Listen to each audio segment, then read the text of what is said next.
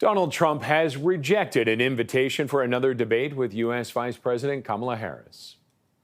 She's done one debate. I've done two. It's too late to do another. I'd love to in many ways, but it's too late. The voting is cast. The voters are out there immediately. Is everybody voting? Please get out and vote.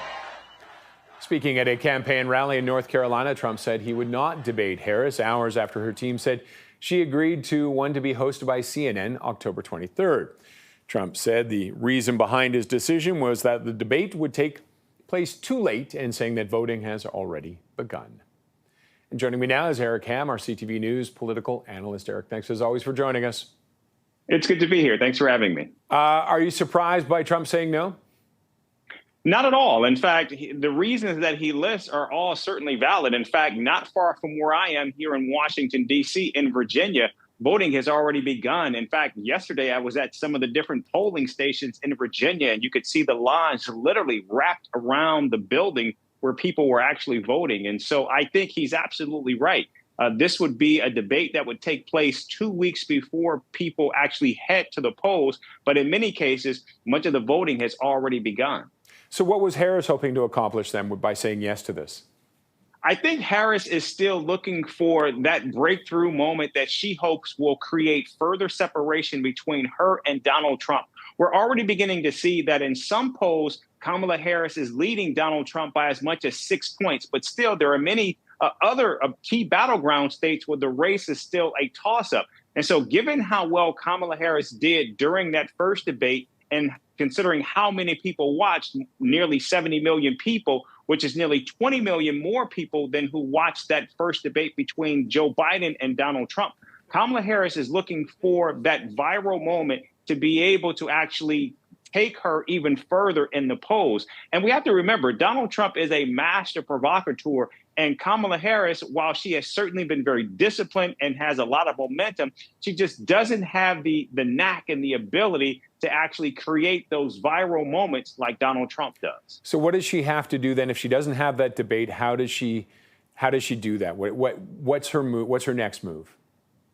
I think Kamala Harris is trying to lean into this moment. And I think what we are seeing here is if Kamala Harris wants to be able to actually try to create greater separation, which we know Donald Trump's campaign hasn't had the best of weeks compared to what we have seen from Kamala Harris with that growing momentum. I think she needs to take a page from the Barack Obama playbook in 2008, where Barack Obama gave that very heady speech where he addressed the issue of race. That was certainly the big issue at the time, considering could a person of color actually be elected president of the United States.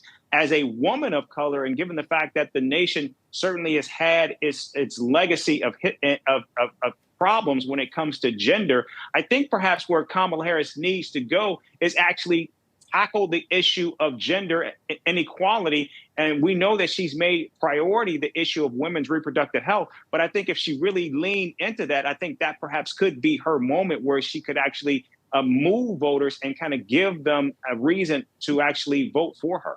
And now Trump, he's been in North Carolina and still supporting Mark Robinson after everything that has happened over the last week or so. Should he be backing off from Robinson? I think what we're seeing from Donald Trump is leaning into making this, or at least attempting to try to make this a base election. And by continuing to support Mark Robinson, it's certainly damaging his campaign in North Carolina. We have to remember, North Carolina is seen as a red state. No Democrat has won since 2008 when Barack Obama did it. And I think Kamala Harris has a very good shot. And one of the reasons is because Mark Robinson, the lieutenant governor there, is seen as a huge weight for Republicans there. And I think this could be problematic for Donald Trump. But again, what we're seeing from Donald Trump, as we have seen with his alienation of the Jewish vote, he's continuing to alienate even more voters in the state of North Carolina, and it could cost him. Okay. Eric, thank you as always for your insight. Thank you. Eric Ham is our CTV News political analyst.